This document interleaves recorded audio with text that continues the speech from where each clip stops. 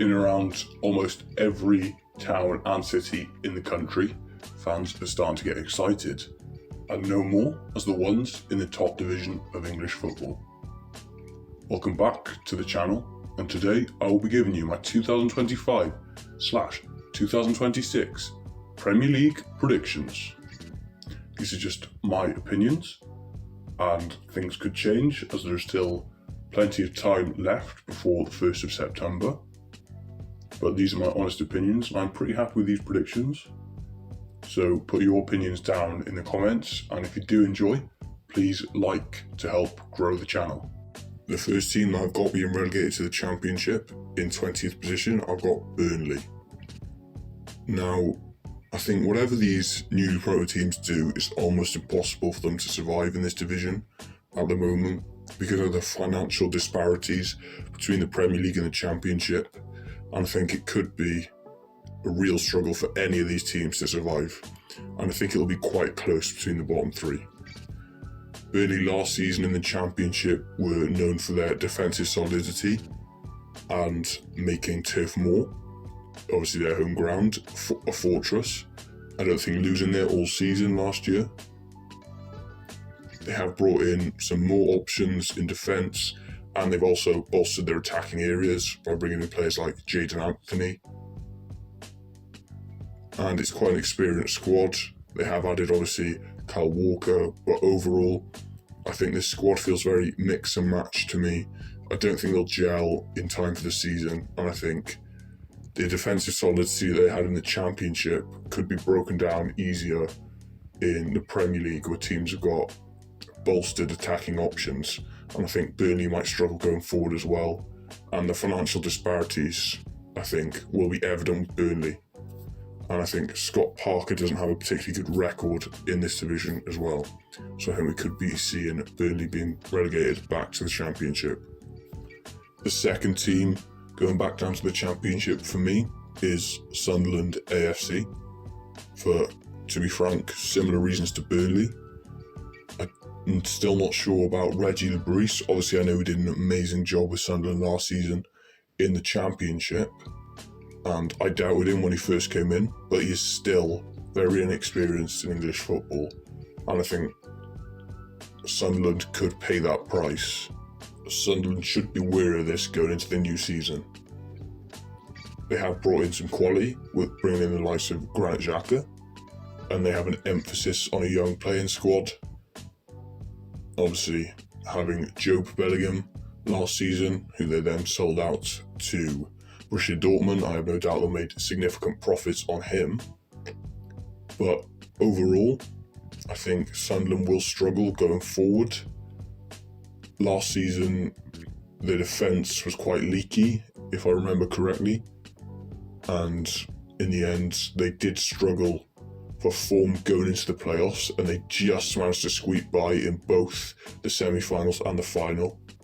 They have brought in quality, but I don't think it will be enough.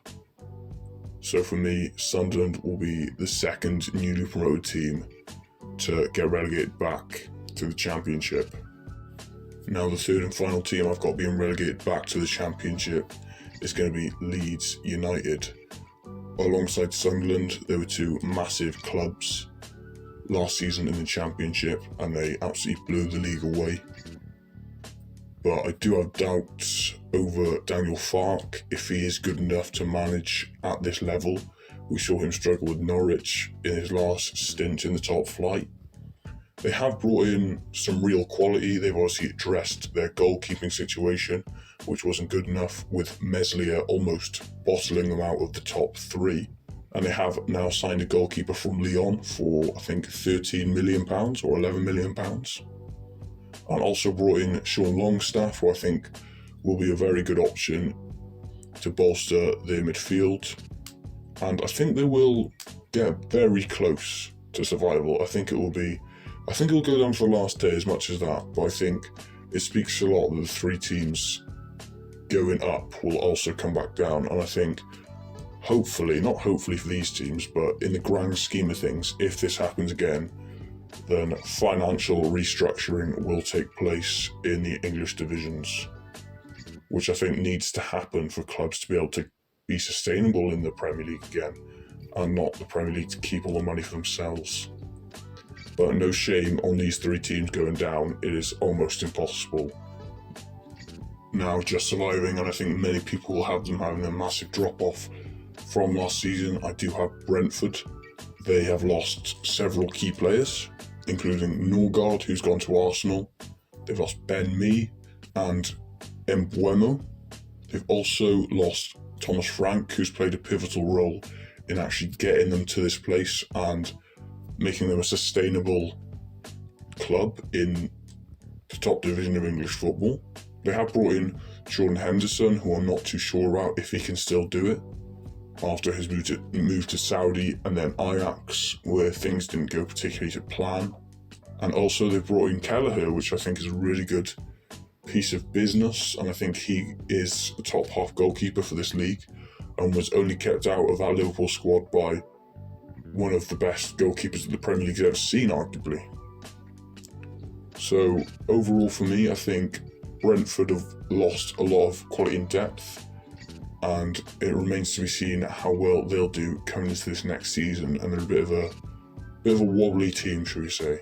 So I think they'll be in the scrap, but I think they'll be able to pull away in the end. So in 17th, I got Brentford. In that 16th position, for me, is going to be Wolverhampton Wanderers. I think they will struggle a bit more this season because the quality of the league has increased by quite a bit. I think the 3 promoted teams coming up will probably nick some points off them. And they have lost Kuna, who is a big miss. In pre-season, they drew with Stoke. That's probably not the best result for them, but I don't think you can read too much into that. They have taken that money that they got from Matheus Cunha and they have invested it back into the squad. They've invested a lot into the attacking areas, in particularly bringing in a new left winger and an attacking midfielder. But for me, Wolves will be quite comfortably 16th. In 15th position, and I see them having a very similar season to Wolves, is West Ham for me. They sold Kudus in the summer to Tottenham, and since then they have reinvested that money. They've made some good business. They brought in Kyle Walker-Peters and Cummings from Celtic on a free, and I think that would be good to bolster the squad overall. But looking at the squad right now, I don't think it's good enough to push for a top half finish in this division with the teams above it. And as I say, the added quality and the strength in that those teams have had, I think they will struggle to push, similar to Wolves. But overall, I think they do have enough to be comfortably up, and I think they'll be many points away from the relegation zone, as I think Graham Potter is an excellent manager and he will do a job at this level easily to steer them away from any kind of threat there. I think they could maybe push for top half, but at the minute I'm not completely sold on their squad. So for me, West Ham are in 15th. The side that I see finishing 14th position in the Premier League this season, for me, is Everton Football Club. Now, this might be quite a controversial decision, especially after they've got the new stadium and there could be a bounce and aura of positivity around the club going into this new era under David Moyes. But I think looking at this squad, they've got a very thin squad and it's not up to the strength and depth of the rest of the league, and I could see them slipping further down the table. They've had quite a poor pre-season. I know pre-season is no way to judge, but they've lost to the likes of Blackburn Rovers and have drawn with Accrington Stanley. Who are they? Last season they finished 9th. I could see them getting worse from that. And as I said, with more quality in the league this season, I think a lot of those mid-table teams can slip further down the league. With the teams that were struggling a lot last season, I think they'll come on a bit more. But yeah, despite being in the new stadium and having an element of positivity around the club, I think they will struggle. Another team that I think could have quite a big drop-off this season is Nottingham Forest. They've got a good defence and a good manager in Nuno Espirito Santo, but they did bottle the Champions League last season and only just managed to secure themselves Conference League football. Their play is based largely on defence, and they kept a lot of clean sheets last season. They have lost Elanga for £37 million to Newcastle United, and they're doing quite a good job of reinvesting that money. But the players they have brought in are unproven. Coming from Bogatofo, they brought in a centre-back and a striker, and it remains to be seen how well they'll do. But overall, I think they won't have the same momentum as last season, and I could end up seeing Forest slip further down the table. They haven't got the best squad for teams around them and above them. I think they'll be alright, but I think a season around mid-table, lower mid-table, will do them some good going into the future. Now for 12th position, I've got a team who loves to finish in and around this place in the table, and it is Fulham for me. I think they have been a mainstay now in the Premier League for a while now. They've not done a lot of business in the summer. They didn't do a lot of business in February. I think they're largely happy with their squad. I am as well. They've got the likes of Adama Traore, Raul Jimenez and Harry Wilson, who are all solid Premier League players, and I think they could continue to do a job. I think that lack of business, though, points to a lack of ambition, and I don't think they'll be climbing the league much this season. In fact, I think they could slip further down. I think they will make a good push for top half under Silva, but I think they could just miss out due to the quality of the teams around them. Now the side that I've got just missing out on the top half of the table is going to be Brighton for me, finishing 11th. I think this Brighton side speaks a lot of the whole of the mid-table basically in the Premier League, where if you've got a good player, the upper echelons of this league will pinch it. We saw that with Kuna, we've seen that with Kudus. We haven't necessarily seen it with Brighton, but they have lost a lot of players, including Estupinian, who I think that is going to be a big miss for. They have brought in quality in attack, especially in attacking midfield to be specific. They've brought in a player from Olympiacos who I really like. They spent big money on him. They've still got a lot of quality in attack, including Danny Welbeck and Solly March, who I think could be very good players still. And yeah, I think they will have enough to beat off the teams underneath them, but I don't think they've got enough quality in defensive areas in particular to compete for those European places just yet, or be near it, to be honest with you. But it is really hard for these mid-table teams like Brighton and Fulham to compete.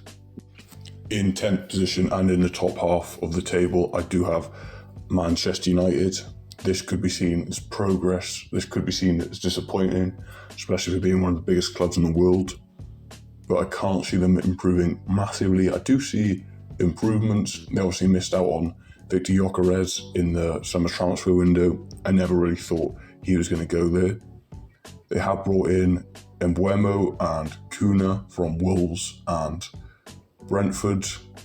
I'm not sure about Amorim, if he is the right man to take this club forward. He didn't do very well last season. I think they will make progress, but not much. They've improved their squad, and I think they'll improve their table position. But considering the teams around them again, I can't, and they've brought in so much better quality than Manchester United. With this squad did so poorly last season, I can't see them improving massively. So for me, 10th position is Manchester United. In 9th position, I've got the team who currently sit top of the Premier League after 0 games being played, which is of course AFC Bournemouth. I think this season they will be looking to push for Europe, as they have been doing for the last couple of seasons now. They've got some really good quality going forward and in midfield areas. I know they sold Huijsen, I think his name is, to Real Madrid, the defender, in the summer. I like the manager Irola, and I think he could make them push. I think they could come very close to getting into those European places, but I don't think they just have enough to do that. They've brought in Petrovic in goal to address their goalkeeping concerns, which I think was needed after the departure of Kepa Arrizabalaga. But overall, I can't see them pushing up too much, looking at the team in particular I've got in front of them to get into the European places. but I think another solid season is what Bournemouth will have. In 8th position, I've got Tottenham Hotspur. I predict them to have a massive improvement from last season. They obviously sacked Ange Postecoglou in the summer, and they have brought in Thomas Frank, who I think is a really good manager, and I think will do well for them. He obviously brought Brentford all the way from the Championship to the Premier League.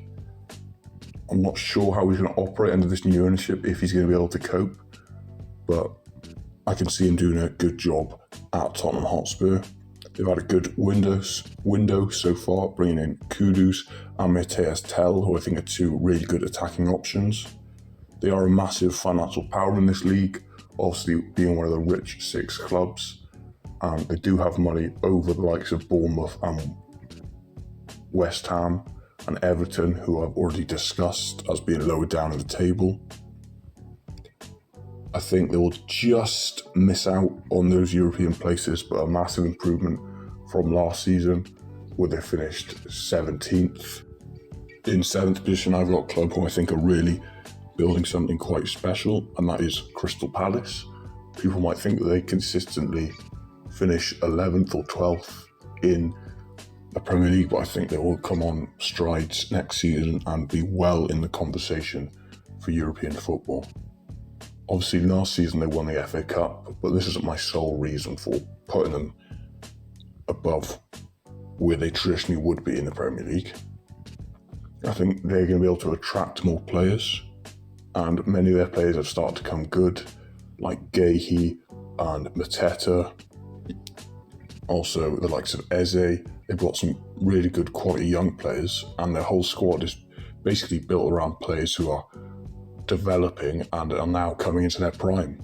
And I like Oliver Glasner, and he's a great manager for guiding that talent to great things.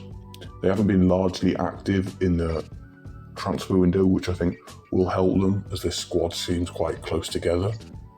They've also got the likes of Adam Wharton, who's really good central defensive midfielder, and Wan-Bissaka. They've got quality in the squad, and overall I think this group of players is good enough to achieve good things in the Premier League this season and be well in the mix for Europe. In that 6th position is a club who were very unlucky last season, and I think they will be unlucky again, unfortunately for them. That is Aston Villa. In the Europa League, I think they could go far in the Europa League this season as they're already in it, but I just can't see them breaking into the top 5, which I think has got real quality and a lot of financial backing. Emery is obviously a very good manager, and they put up a really good fight in the Champions League last season. And to be honest, I wouldn't be surprised, despite the financial disparities, if they were able to get into that top 5 with the quality that Aston Villa have got, with the likes of Asensio and Watkins. They were really unlucky last season, losing out on the final day due to some dodgy decisions by the referee away at Manchester United, who had nothing to play for. But yeah, overall, I can't see them catching up to the teams that I've got in the Champions League places, but I think it could be very close, and again go down to the last day. In that 5th place and making those Champions League places, I've got a massive club in Newcastle United. It is, of course, the return of the derby with Sunderland. That hasn't happened since, I think it was a few years ago now, maybe it was last season in the FA Cup, which Newcastle came out on top at the Stadium of Light. They have bolstered attacking options. I like the signing of Anthony Elanga from Nottingham Forest. He did really well from last season and was a big reason why they overachieved as much as they did. Eddie Howe was a brilliant manager. Obviously worked wonders with Bournemouth and has done so far with Newcastle. And under these kind of bit shifty owners that they've got involved with Saudi oil, I think they will be looking to splash the cash even more this summer. They probably made the best decision in the goalkeeping department. I'm not sure about the signing of Aaron Ramsdale. Probably not what Newcastle fans would have hoped for. And obviously they still have got one of the best strikers in the world, in my opinion, in Alexander Isak, and they will be looking for a hefty fee for him, which of course they can reinvest in the squad, or if not, keep him, and he'll be a vital part in firing Newcastle to the top end of the division this year. In that fourth position, I've got maybe a little bit of a shock. I've got Manchester City finishing fourth. I think they finished third last season after a bit of a shaky season. Obviously, before that, winning 4 Premier League titles in a row. It's really, really hard to go and do 5 in a row and almost impossible. And Manchester City did suffer a bit of a fall off last season. And I think they'll do it a little bit the same again. I think there's still question marks over Pep Guardiola, despite him obviously being the brilliant manager that he is. I think this is his last year managing Manchester City, and I think there is doubts over his commitments and really how prolific he's going to be next season in the Premier League after so long in charge. But I think this season will be this similar to his first season actually in charge of Manchester City, where they finished in 4th position and qualified for the Champions League. They've still got lots of quality. They've still got the likes of Haaland, Gvardiol and Phil Foden. They brought in a really talented right winger from Lyon who I like the look of for a reported fee of around £30 million. And James Trafford from Burnley, who was one of the players of the season last year in the Championship for Burnley, in a side who conceded a really small amount of goals. But overall, I think they will have a bit of a dip. In at 3rd position, I've got the champions of the world, of course, Chelsea Football Club. They obviously won the Club World Cup, which, let's be honest, isn't much of an accolade. A pre-season tournament really is what it is after a long, hard season. I'm definitely not in favour of that competition. I think it's a bit of a waste of time, especially after the seasons that some of these players have had. And one of those players is, of course, Cole Palmer, who did quite well last season. He was a good player for them, but the season before that, really, he lit up the Premier League. And in the Club World Cup, he obviously scored in the final and was a key player for them across that tournament. They've sold Madueke to Arsenal, who, if you haven't guessed yet, are in my top 2, and we'll talk about him in a minute. But they have done some really good business.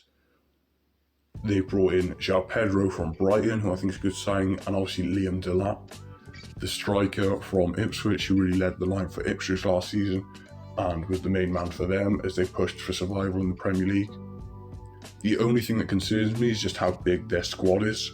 I think you really can't operate with a massive squad like that, and I'd like to see them really cut it down before the end of the transfer window. But other than that, I think Chelsea have got a really strong attack going forward. I'm sure a lot of you can assume who's going to be my second place once again this season. It's going to be Arsenal, which means Liverpool will be my champions, and I'll get onto them in a minute. But obviously they've made some really good additions this summer. I've got to be honest, I'm not too sure about Raheem Sterling, if he can still cut it. He had a pretty poor spell at Chelsea. They've brought in Kepa Arrizabalaga, also from Chelsea, and I think Christian Norgard will do very well for them in that defensive midfield. Obviously, mates with David Raya and can link up with him well. Also, they brought in another really good striker, and probably one of the best strikers in the world, in Gyökeres. I remember when he was in the Championship and he absolutely ripped up that division. He's obviously gone away to Sporting and scored a bucket load of goals, so he'll be a really useful player and a great one to watch in the Premier League as well. That's big for the Premier League. They've got an amazing squad. Arteta is, I think, a great manager and one of the best in the country, if not the best in the country, behind, obviously, someone else. But they're always second, and I think they will fall short again this season, unfortunately. Now, that leaves my Premier League champions, obviously, to be Liverpool. I back them to be champions of the country yet again. I think there's a lot to be excited about for this Liverpool team, and they'll certainly be a good watch next season in the Premier League. They've made some really good signings. They just brought in Ekitike, they brought in Florian Wirtz, who's a really good player. I remember him, he teared up that Euros, didn't he, for Germany in Euro 2024. They brought in Kirkes, who was a really big player for Bournemouth last season, and Frimpong, who's another really good option, and probably the Trent replacement after they lost him. That was a big loss, but I think they have filled that gap relatively easy. Obviously, coming off the back of the massive tragedy of losing Diogo Jota, I think obviously that is heartbreaking for everyone involved. And I think this Liverpool team will go out there to try and win the league title for him and take inspiration from that. I think Arne Slot has got this club, as it is now, all moving in the right direction. And I think overall, when teams go to Anfield, and I think barely anyone in the country expects to pick up 3 points, and I think that is massive, or whenever anyone plays Liverpool, and they will be the team to beat this season. Obviously, after winning the Premier League themselves last season, I can't see anyone but Liverpool to win the Premier League. Right then, thank you very much for watching that. If you did enjoy, then please like the video and go and have a look at another video. I did do one for the Championship, that was an early predictions, and I've got loads more content coming out based around the Premier League and the Championship and the top 2 divisions of English football. And then, if you do enjoy those, then please feel free to subscribe, as I am going to push for 250 subscribers and trying to get to that number as soon as possible. But other than that, I hope you have a good day.